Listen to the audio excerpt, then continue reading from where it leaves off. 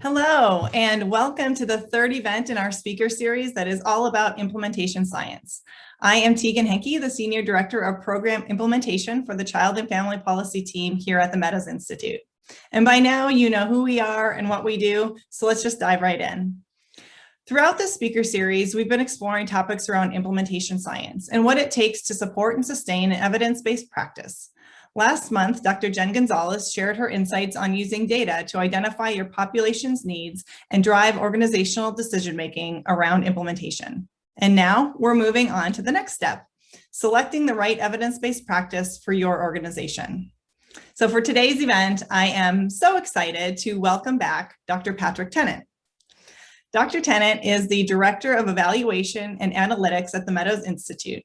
He has a BA in psychology from Loyola University, New Orleans, an MS in marriage and family therapy from Northwestern University, and an MA and PhD in human development and family sciences from the University of Texas at Austin. And he is a licensed marriage and family therapist in Texas. Dr. Tennant brings over a decade of experience working in the mental health field as a researcher, evaluator, and clinician. He has a particular interest in using data wisely, creative applications of analytics, and making research and evaluation understandable and accessible, which I know that I appreciate, and I'm sure a lot of others do too. So we're so excited to have you back with us. Thanks for coming back, Dr. Tennant. And I got to say, it's always nice to have another MFT around. So shout out to all the other MFTs.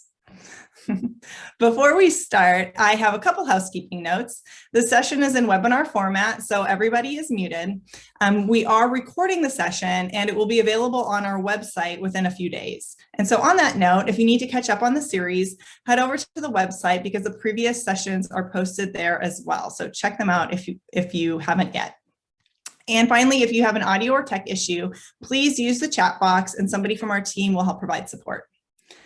Finally, I also want to let you all know that we will be pausing the presentation at a few different points to answer questions. So feel free to submit your questions using the chat or Q&A function at the bottom of your screen.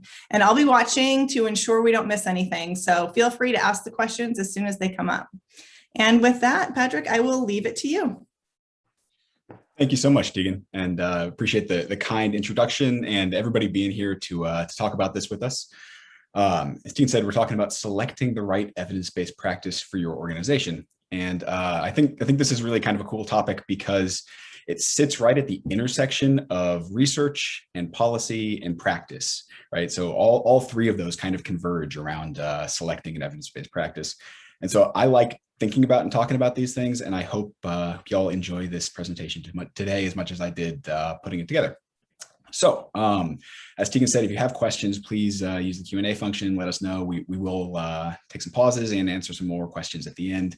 But with that, let's just go ahead and jump right in. I will show you the outline for today first. So here is our outline for the day. First, we're defining terms. Evidence-based practice is perhaps unfortunately a very confused phrase. It's used different ways by different people. And so you really need to define terms and make sure we're all talking about the same thing before we really jump into the content. So we'll do that in section 1. In section 2, we're going to talk about finding the right EBP for your organization specifically, and we'll walk through a demonstration of one tool you can use to do that. So I hope that is helpful, and that's sort of the real meat of the presentation today. In section 3, we're going into fidelity and adaptation, which is obviously really related to selecting an evidence-based practice and implementing one at your organization. And it's also a little bit of a preview for the next webinar in this speaker series. So it'll fold into the subsequent one of these meetings, and I hope kind of bridge the gap between selecting and implementing in a way that is useful and accessible for all of you. So with that, we will go ahead and jump into our first section, which is defining terms. So I am aware that starting with a definition is sort of like a bad presentation cliche, right? You're not supposed to start with the definition unless you want to give a bad presentation or write a bad paper.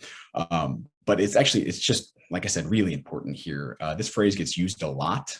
People say EBP to mean many different things. And making sure we're all on the same page about it is my first task here. So I just want to kind of lay the groundwork, and that's why we're going to start with this.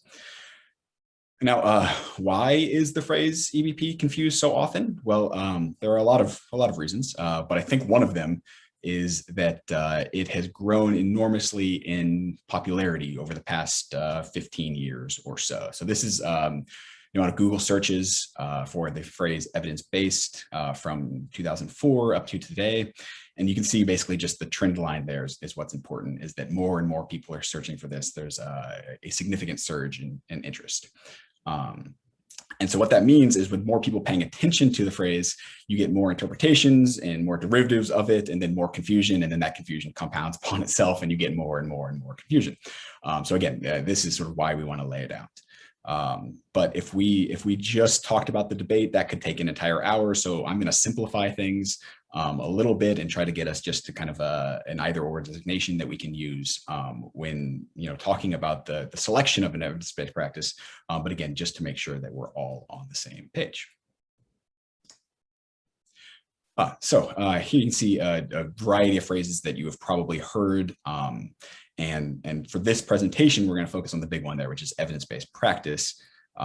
But there are a lot of related concepts you might come across, or probably, frankly, have already come across: evidence-based medicine, empirically supported treatments, evidence-based programs, evidence-informed practices, research-based practices, and so forth. That's not even a complete list.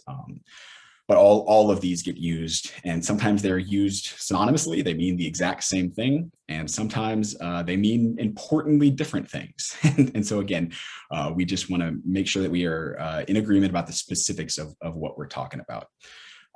Again, that could be a very long conversation, but if you want to do some reading on it, I would recommend you start right here with this paper called Evidence-Based Practice, A Common Definition Matters by Dr. Danielle Parrish, who's a professor of social work at Baylor University. But this paper does a really nice job of outlining the history of the debate, as well as why the confusion around the phrase is really problematic, and how we need to develop a common definition so that we can move forward and get off of the semantic conversation and talk about the meaningful parts of this. I'm going to come back to an important quote from this paper in just a minute. But basically, if you want to know more about this sort of definitional confusion, this is where I'd recommend you start reading. And really, she breaks it down, as we will today, into two general camps when we're talking about evidence-based practice. Those are evidence-based practice as a process and evidence-based practice as a designation. Right? Those are the two camps that I think we can think about to frame our conversation. Now, there's certainly a lot of overlap and nuance there, and breaking it into an either or distinction into just two camps does a disservice to the whole thing. I will be clear about that. But again, we need to keep it relatively simple so we can have a meaningful conversation in the span of time we have today. So we're going to talk about these two: the process version of EBPs and the designation version of EBPs.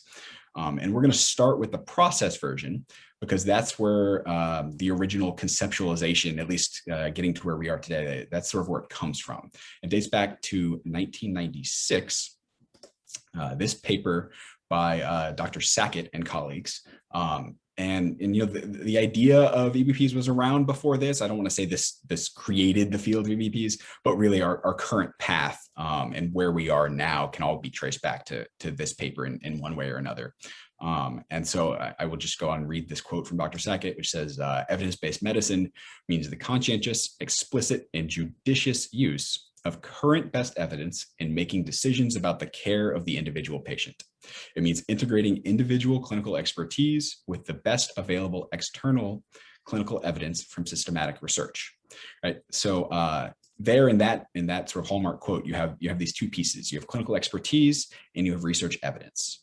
And then just a few lines later, Sackett and colleagues go on to introduce the third idea, which is this one. Increased expertise is reflected in many ways, including the more thoughtful identification and compassionate use of individual patients' predicaments, rights, and preferences in making clinical decisions about their care. So right there, we have the three pieces that make up the traditional process definition of EBPs. We can talk about that third piece as patient preferences or patient values.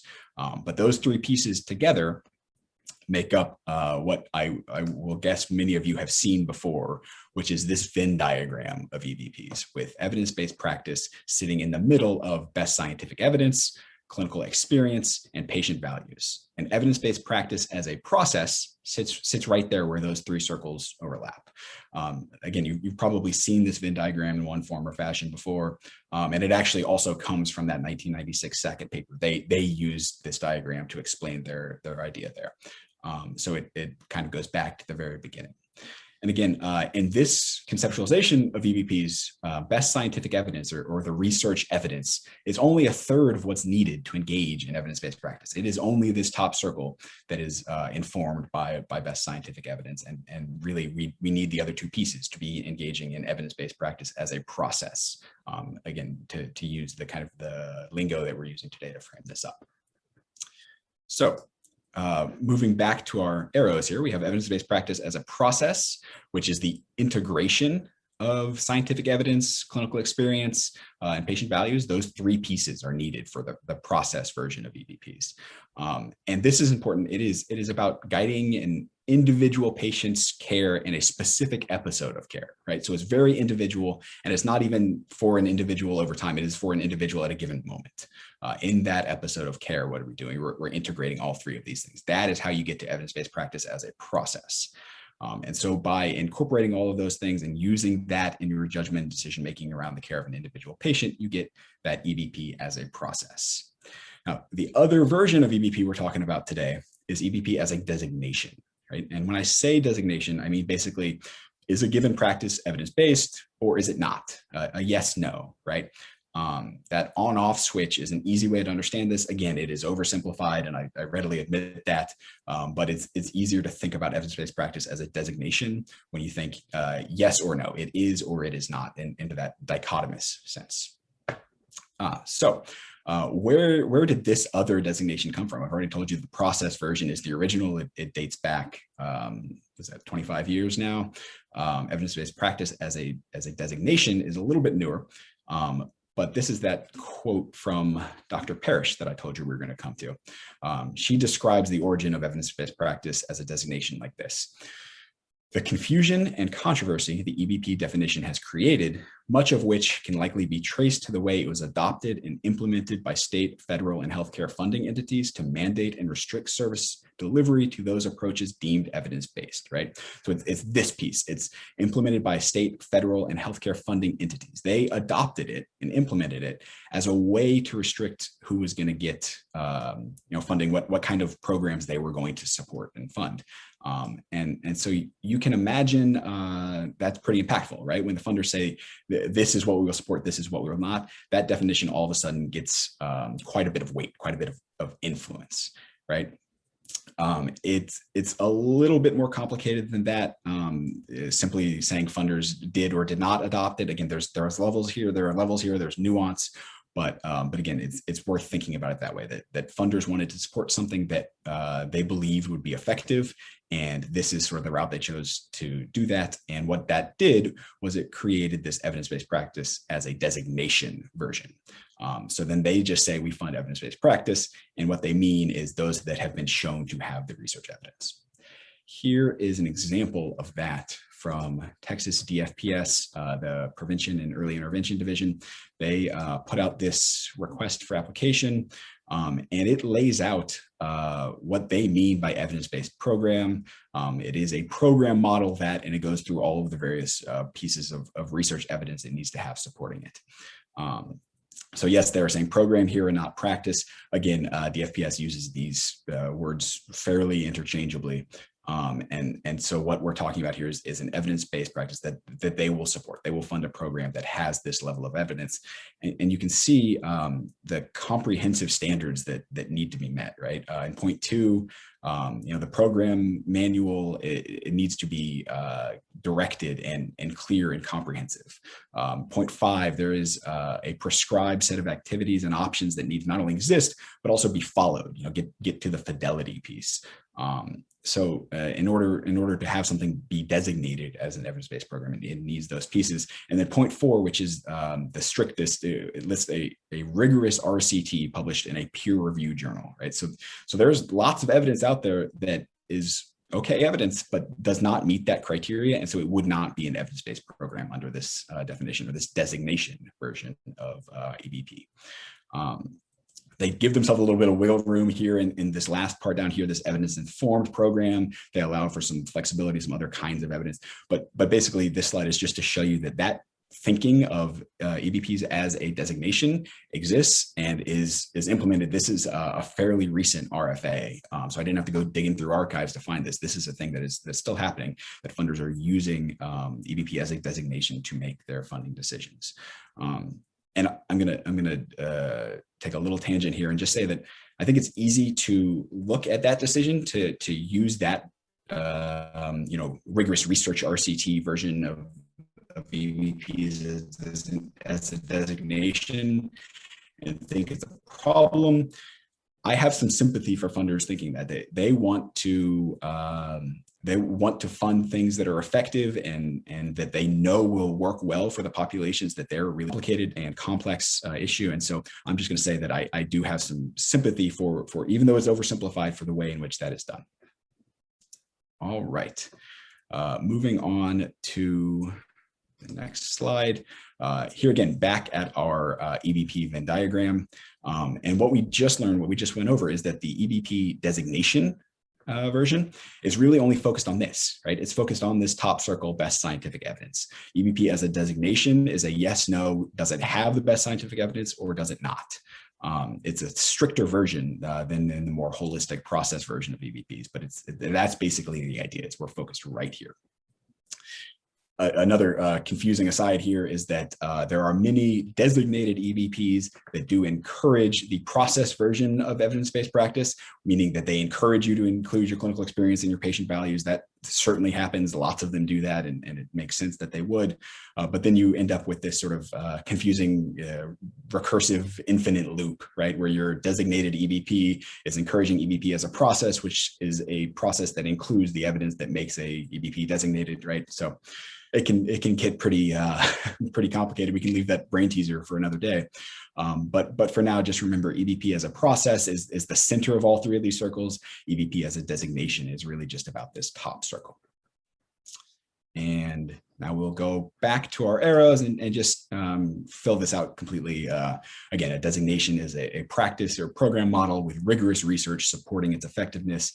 It's used by funders to dictate acceptable approaches and implementation by organizations across patients, right? So remember, EBP as a process is more individualized to a specific patient and a specific episode of care, where the designation version is more about program or organization-wide implementation. And the designation version, again, is going to require some fidelity to a predetermined set of guidelines and activities. So all sort of distinctions between the process version and the designation version. Now, with that, I think we're ready to wrap up the first section of the webinar and see if anybody has any questions that we want to go over from the defining terms section. Hi, Tegan. Hey, Frederick. Yeah, everybody, please submit your questions. And I got to say, you definitely had my number on these definitions, because I think I have been guilty of using, interchanging different terms. So evidence-based practice, evidence-informed, research-informed. So I am definitely going to more thoughtfully think about how I use all of those terms. So for that alone, I appreciate the discussion. Thank you. Yeah. So one of the questions that came up for me, or one thing that I was thinking about as you were talking about the way that the process and the designation, there's sort of like a tension that exists there. And I'm wondering how funders and, agencies to a certain extent, because it seems that as we get more locked into the designation definition and it's very concrete, it sort of takes away from the clinical practice and being able to access and use that clinical wisdom. So how should providers and funders kind of navigate that tension that exists right there? Thanks, Tegan. That's a great question, and it's really an important one, right? Because you're right, there is some tension there, but also, as your question implies, there is a way to navigate it, right? Which is great, or I'd say many ways to navigate it, really. But what comes to mind for me is the relationship between the funders and the providers, right? EBP as a designation allows funders to sort of be at arm's length and just mandate this is the kind of program or practice you're going to implement. While if there's a relationship there and there's some trust and understanding between the provider and the funder, then that connection can be used to encourage the kind of the most holistic version of evidence-based practice that does have the best research evidence and that funders can feel confident in, and that really meets the needs of the people being served at the end of the day, which again is what we all care about. So I would say relationship building in both directions, from the providers to the funders and vice versa. Making sure that you are in contact and aware of what's going on and are comfortable saying, okay, we see this mandate, we hear you that this is the kind of program you want us to implement, but also we need some room for adaptation. We need some the flexibility to make some adjustments so that we can best serve the people. And we are the ones on the ground, so to speak, doing that service. So we have some ideas that others may not. And that comes back to the adaptation fidelity conversation we'll get to in a little bit. But I think that is really would be my main answer to your question.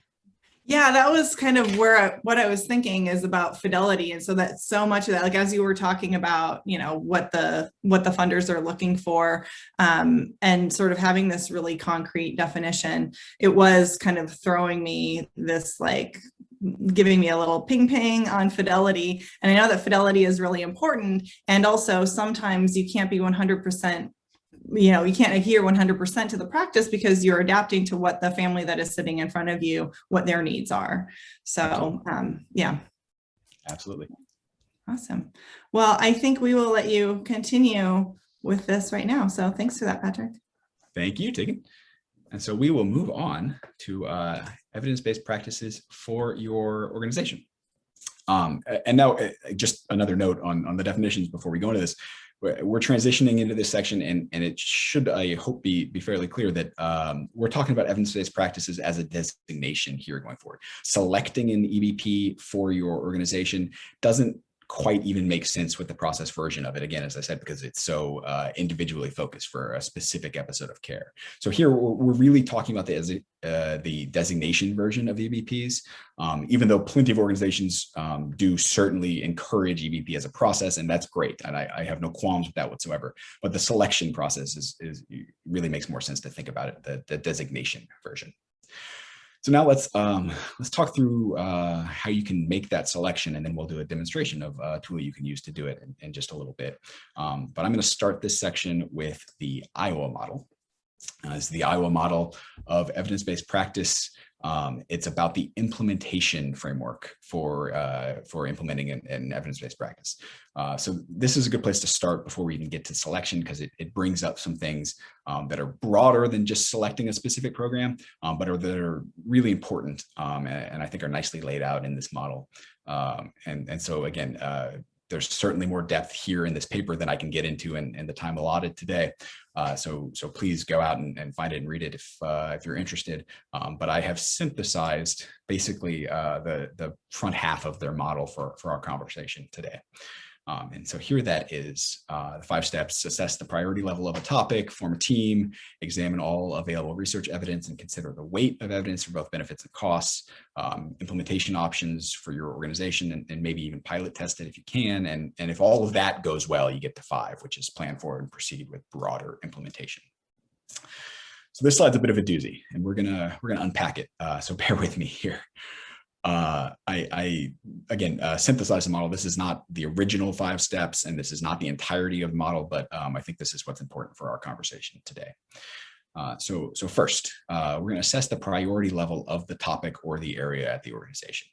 So basically, if the topic or the thing, the area where you're trying to intervene with your EBP isn't a priority, implementing any EBP is going to be a challenge, because EBP implementation is almost by definition a resource-intensive process, and so you need that buy-in from the whole organization to be able to do it well. And so just be aware of that, and don't try to implement an EBP on something that's not a priority for your organization or your community.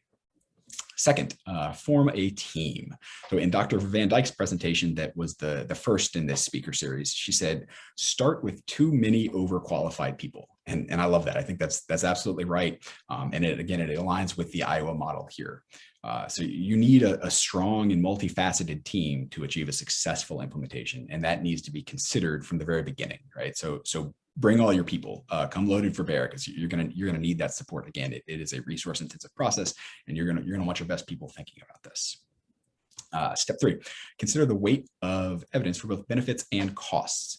Now, obviously, you're going to think about the benefits when you're considering implementing an EBP, but what I really want to highlight here is that there are going to be costs. Again, these are resource intensive things. So you might need to purchase the model or the training necessary from the creators of it. You might just need staff time to get up to speed. You almost certainly will.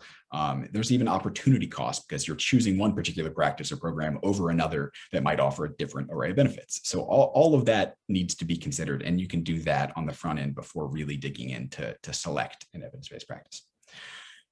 Step 4, running a full pilot test is maybe not going to be feasible for every organization, and that's okay, because you can get a lot of the same information by just thoroughly thinking through the steps, talking to all the involved people at your organization, maybe even doing a dry run with some pretend patients of how you would onboard them, treat them, and move them through the program. You can get pretty far down the road in just doing a sort of a thought experiment version of this. And that information is really important when you're considering which EBP to select or whether or not to try to implement one, because again, you need to plan for these things. It will be a challenging process, but it will be a lot easier if you are thoroughly prepared for it. And so that's kind of what step 4 is about. And step 5, again, whether a pilot test or a dry run, you want to make sure that you have sort of the groundwork laid, and then be aware that broader implementation is going to bring broader complications and challenges, right? So just plan accordingly for that. Again, like I said, this is sort of the front end of the Iowa model framework for implementation, but it's worth considering before looking specifically at which EBP do we want, that all of these steps are there and kind of get woven into the selection process. And that's just a brief synthesis of it. Again, I would encourage you to go and read the paper if you're really interested in this. Really, though, for the rest of this section, we're focusing on step 3 and kind of a little bit of step 4, right? So you want to examine all the available research evidence. So how do you do that, right? One option would be to track down all the individual studies about whatever the topic is or the programs you're interested in. But it can be time consuming, and it's also just hard to know if you have found all of the appropriate research, right? I'm sure many of us have done literature reviews, and that's a part that always sort of sticks in my craw a little bit is did I really find everything? Is there something I'm missing? And so that can slow you down or even be a barrier to completing that kind of search. So thankfully, we have some other options like these evidence-based practice centers comparative effectiveness reviews. This is an example of a comparative effectiveness review on the treatment of depression in children and adolescents. And it's from one of the evidence-based practice centers. These are all funded by the U.S. Agency for Healthcare Research and Quality. So it's a federal government supported entity, and it's really high quality. They partner with universities and think tanks to do this research. And they bring together an enormous amount of information, generally focused on a specific topic, like the treatment of depression is here for children and adolescents. And these reports are free and publicly available. And so you can get really good, high quality information about both programs and practices and modalities of therapy and just generally what works for treatment of children and adolescents with depression. But I will point out that this report is 1,145 pages. So maybe not exactly the beach read you were looking for this summer. But it is out there. Again, it's free and publicly available. And so you can use this source as one way to gather all that high quality information that you want. Thankfully, other sources exist too, some that are more digestible. like these EBP clearinghouses that we're looking at here. So on the screen are images from the home pages of 4 EBP clearinghouses, but there are others too, certainly. And they basically all have the same idea, right? They're trying to gather, organize, and rate the evidence for a given practice or a program or a particular problem area that you might be targeting. So these clearinghouses exist to make your job of finding and reviewing the available evidence as easy as possible, right? That is why they're there. They're funded to do this, so you don't have to do the legwork yourself. There are some differences between them that are worth noting, though, like some of them consider different qualities of evidence. The top left here, What Works in Social Policy, is funded by Arnold Ventures, and they only consider randomized controlled trials. They do say, other forms of evidence are useful, but RCTs are really the best evidence you can have. They're the gold standard. That's what people always say. So if you really want to know about program effectiveness, you're going to only focus on RCTs, and that's what that particular clearinghouse does. But others will include a variety of levels of evidence, including things that are not RCTs, but can still be informative and helpful. So it's worth being clear about which clearinghouse you're looking at and what level of evidence they are considering. And again, I'm not here to weigh in on one side or the other, which is the better way to do it, but just to raise your awareness of what's out there.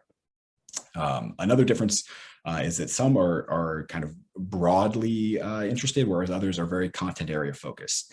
For example, this is the IAS What Works Clearinghouse, and it's put together by the U.S. Department of Education. And as you could probably guess, this is education program focused, right? So others will include many other things, many other topics, health, education, criminal justice, et cetera, whereas some are going to be very, very specifically focused. And this is just an example of one of those.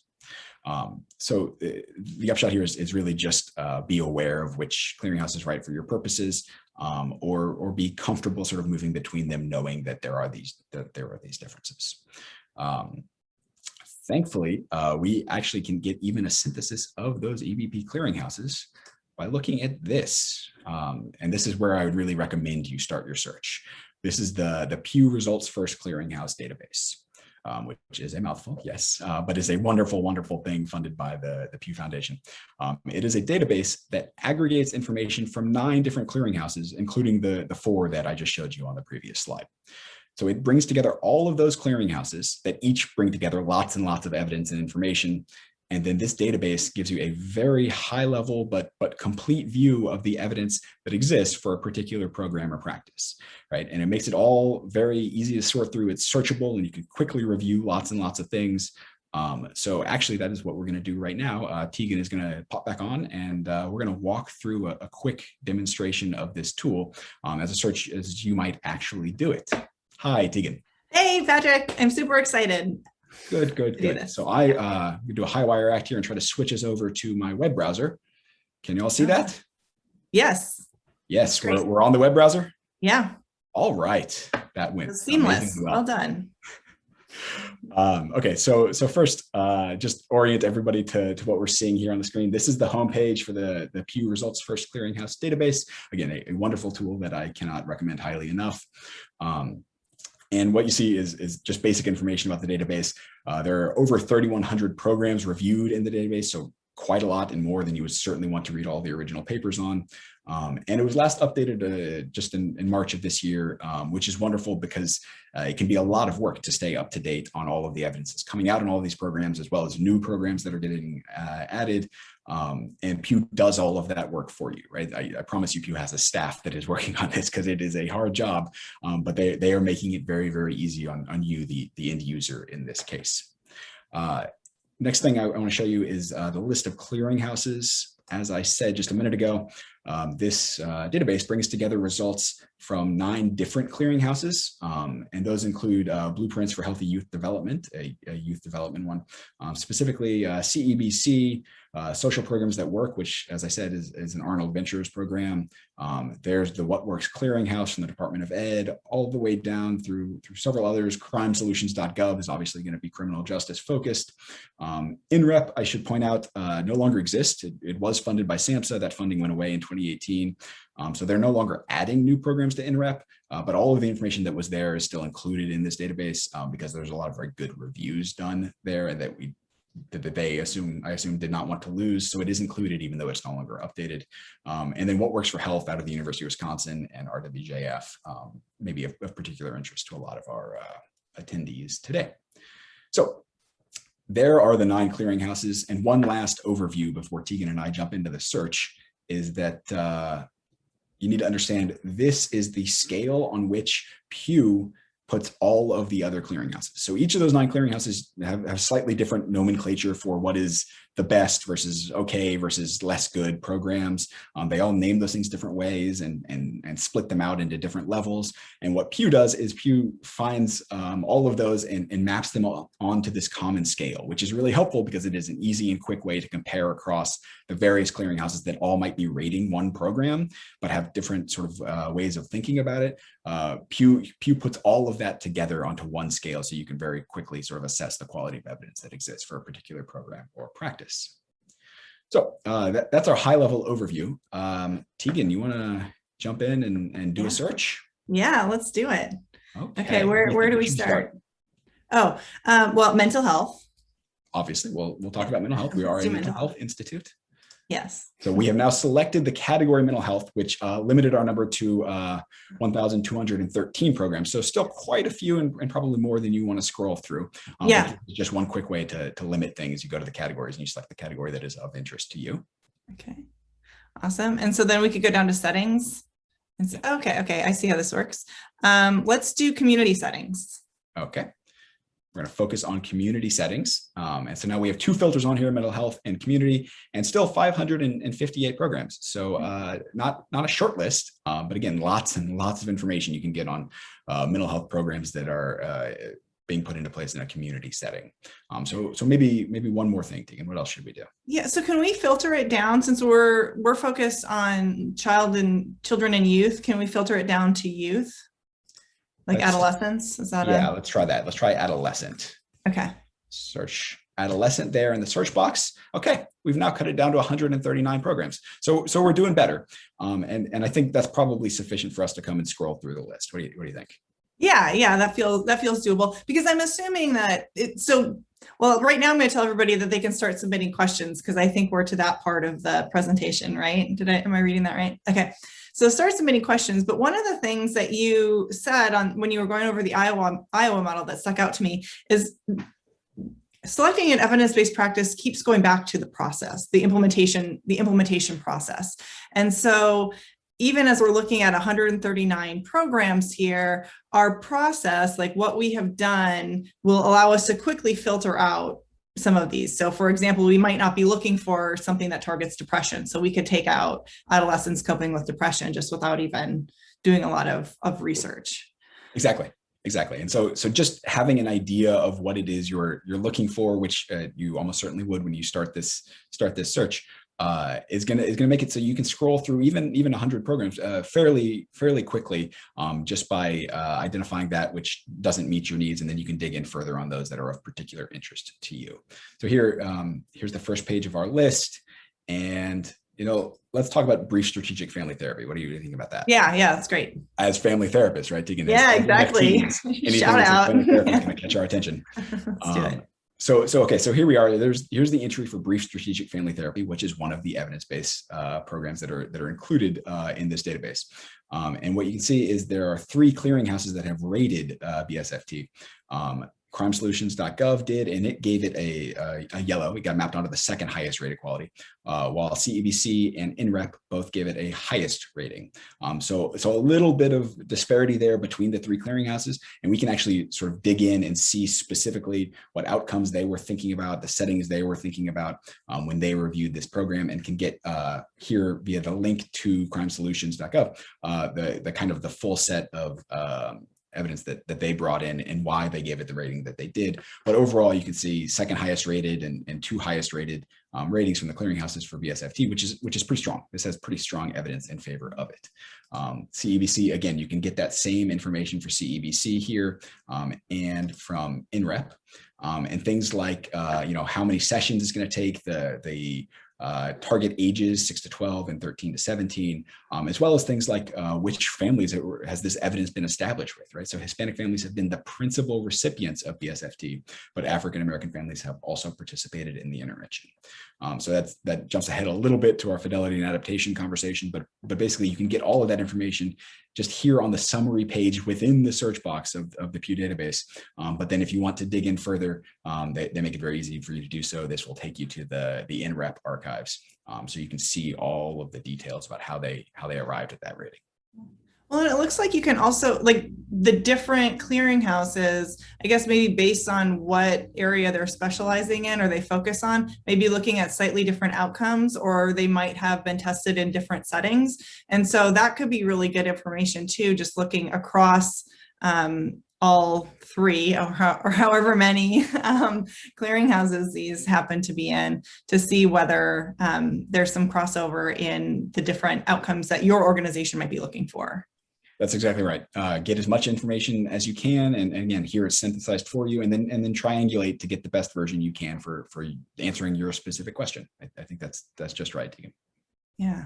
Well, that's awesome. I did not know about this resource or this website. I was familiar with a lot of the individual clearinghouses that you named, like NREP was kind of a go-to in the California clearinghouse, but like something that brings it all together, that's really exciting to me. It is very neat, and shout out to Pew. Thank you for doing this. It's yeah, really indeed. So I think, are we back at my slides now, Tegan? We are back at your slides. All right. So we have reached the end of this section. Yeah. Do you have any questions we want to jump into here?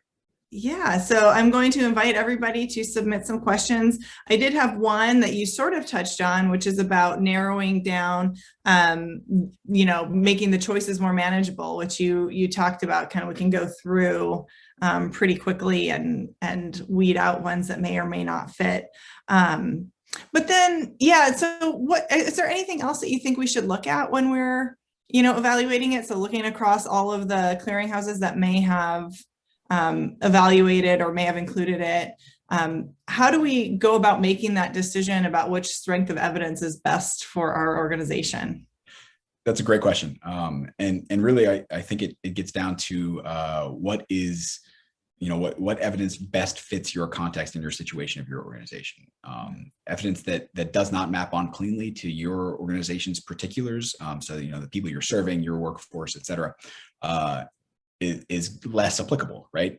Again, I'm going to punt this a little bit to the fidelity conversation we're about to have, but if you think about research as meant to be generally applicable, then when you map it onto a specific organization, you lose a lot of that general applicability. So as much as you can find evidence that really matches, that lines up with what you're actually doing, the better off you're going to be. And it's not going to be perfect. I mean, almost certainly you will not find something that's perfect.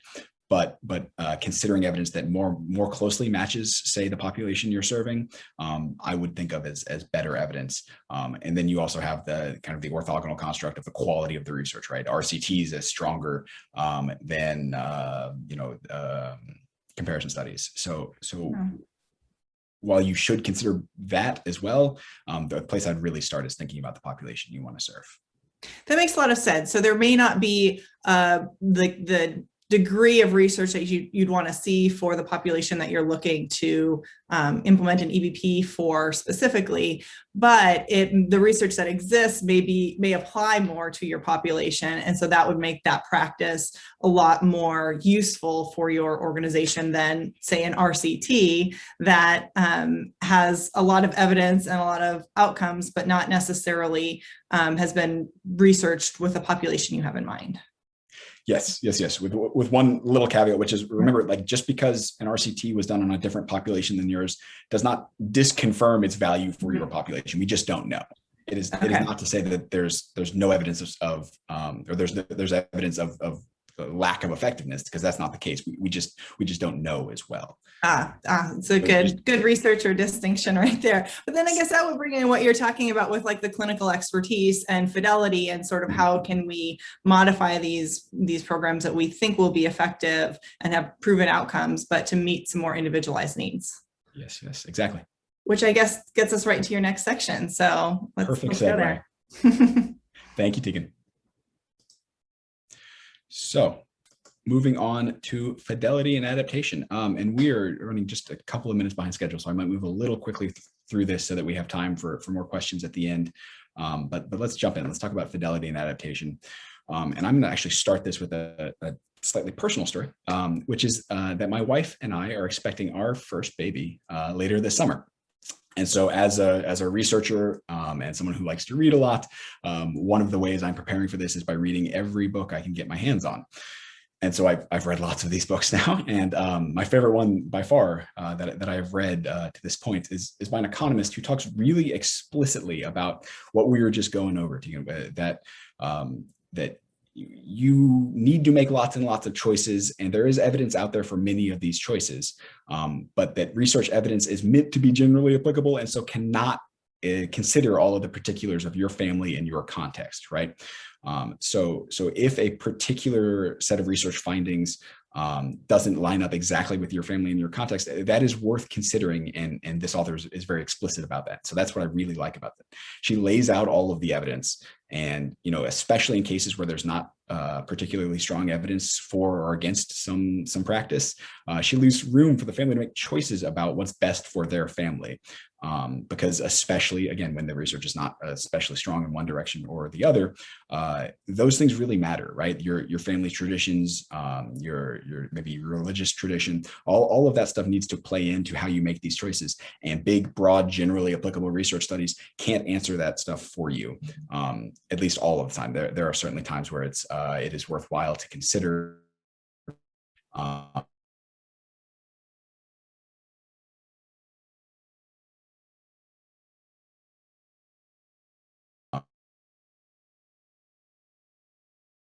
if research is particularly strong in one direction, practice for the intervention you're considering, but you also need to consider the particulars of your organization. Like I just said, the context, the population served, the workforce, and so on. So if you find a program or practice that maps on pretty well and you think lines up with those particulars, that's wonderful, and that is important and worth considering. And so basically don't exclusively focus on the highest quality research that maybe doesn't line up with your organization.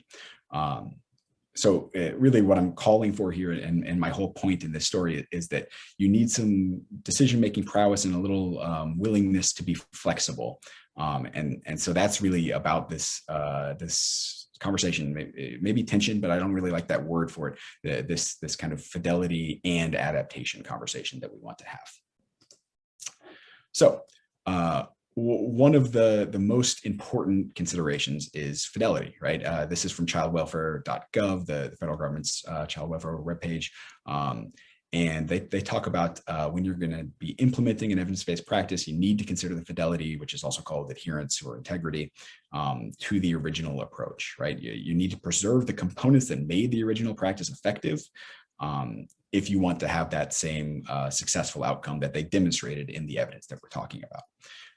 Worth noting here is that there's a variation in the level of which programs or practices are going to precisely prescribe the kind of data that you need to be collecting on this, and how exactly you need to adhere. Some level of fidelity is basically always going to be expected, but how precise that is varies. And to be clear, you're never going to get to 1000% fidelity. It's not a possibility. They couldn't write a manual long enough to make you perfectly, to make you have perfect fidelity, even if you followed every word of it. So there's always going to be a little bit of flexibility. And programs that are thoughtful about how they ask you to be faithful to them are generally a better bet, in my opinion, because they acknowledge that reality, that perfect fidelity is not such an option. And another side note, Dr. Gonzalez's presentation from last month is really relevant here, because again, to demonstrate fidelity, you're going to need to collect a lot of data and use that data to show that you were doing things along the lines of what the program creators wanted or hoped. And so go back and view Dr. Gonzalez's presentation if you want some helpful pointers on how to do that well. So that's fidelity. The other side of the coin is adaptation. So what is that exactly? Adaptations attempt to make changes to the EBP that accommodate population and context differences without diluting the program's effectiveness. So again, we need to make some changes to accommodate population and context, as well as just the reality that writing a long enough manual for perfect fidelity is really not realistic. But we do not want to lose the program's effectiveness, right? We do not want to dilute program's effectiveness via the changes. So it's kind of those thoughtful adaptations or thoughtful accommodations that you make for population and context differences that we're talking about when we talk about adaptation. And here is a paper that I think does as good a job as any that I've seen of pointing out both fidelity and adaptation and why they're important, and demonstrating the data that they are in fact both important. This paper is specific to cognitive processing therapy, but the overall lessons are perfectly applicable across other programs. And the overall lesson, they say it like this. I like this quote quite a bit. One, providers in routine clinical care settings have reported, a perceived need to modify evidence-based protocol treatments in order to address their clients' needs and contextual challenges. So providers feel this need to make adaptations. And the results of the current study suggest that minor adaptations that are consistent with the treatment framework may aid effectiveness, and that higher fidelity is associated with better outcomes, right? So it's both. It's a both and situation in which we are hoping for fidelity because that's associated with better outcomes, and we should plan for and aim for fidelity. But adaptation can also aid effectiveness. So it's really about finding the balance between the two of them rather than one or the other. And just for a few more examples of one specific type of adaptation, we'll talk here about cultural diversity is a wake-up call for parent training, is this paper by Forehand and Kacek. Again, back in 1996. I don't know what was happening in 96, but apparently lots of EBP related things. But this paper started a wave of studies examining adaptations to EBPs for specifically cultural adaptations, right? The need to make changes to make a particular program or practice culturally appropriate. And so that sort of wave of research, like I said, continues to this day, and there's a lot of evidence around it. Let me put in a quick plug here. We're going to talk more about this in the next webinar in this series, and so please tune in for that. That'll be a really useful and I think fruitful extension of what I'm starting here just briefly today. But to note, to be clear, cultural adaptations are only one type. They're one of the best studied, and so that's why I'm using this as an example today. But they're only one type. There are many other types of adaptations, and I've included a link at the end to a paper that I think can help clarify the various types of adaptations that are generally considered. But again, focusing specifically on cultural adaptations today, they're one with lots of benefits, and they are described this way: the systematic modification of an evidence-based treatment. And again, there's another phrase used for EBP.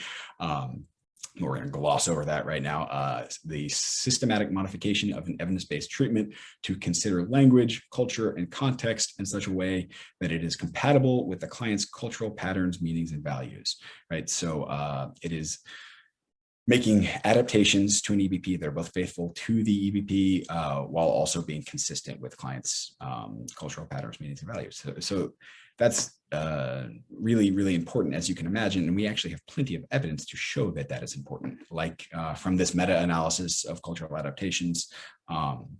Again, focusing on one particular paper here, but this paper actually brings together and summarizes and meta-analyzes many different papers. So this is pretty strong evidence in favor of them.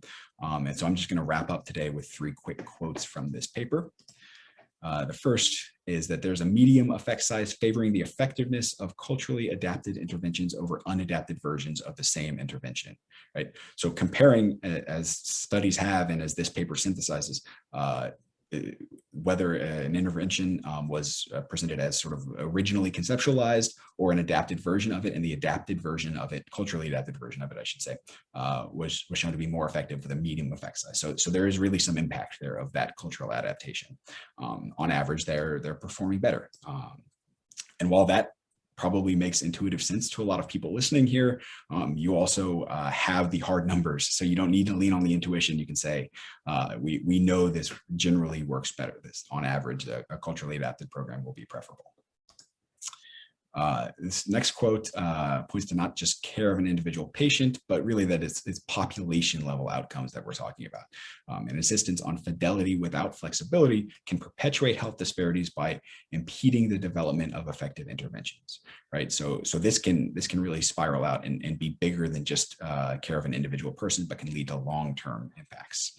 And then finally, I'm going to wrap up with this quote, just a few words that they say here. They talk about the fidelity fit spectrum. And I hope this is generally your takeaway from the fidelity section of my presentation today, which is that it's not an on-off switch, right? They exist on a spectrum, or really more like a three-dimensional plane. And both are important to consider, and you need to bring that consideration in when making an EBP selection and implementation process. It's not one or the other, but you need to find out where you fit on that spectrum. And like I said, with that, I think we are wrapping up. And hi, Tegan. Hi, Patrick. Any last burning questions, feel free to submit them. One thing that I wanted to say that you just reiterated at the very end that I think is a really important point that you're making is that it's not only fidelity and only adaptation, but it's both. And that, both of those things lead to healthy outcomes. And the other thing that I wanted to just touch on is this idea of cultural. So we keep talking about cultural adaptations and, what do we mean by culture? And what I heard you saying is that it's really individualized. So the culture of the family that is right in front of you. So it's not necessarily, we don't have a specific definition, but it's kind of what is happening with the family's individual culture, which is different for everyone. Is that kind of what you're saying? Yeah, that's totally fair. Thank you for summarizing it that way. I think that's an important point. It is very individualized, and it's individualized within a point in time, right? A given family's culture can change from one episode of care to another, from one session to another, and so that is worth considering too. Is that these are not static things; they are dynamic. Yes, indeed. That's a really great point too. Well, I do see that we are at our limit here, so I am going to start wrapping things up, but just wanted to say thank you, Patrick, for joining us today, coming back and sharing your time and your expertise with us.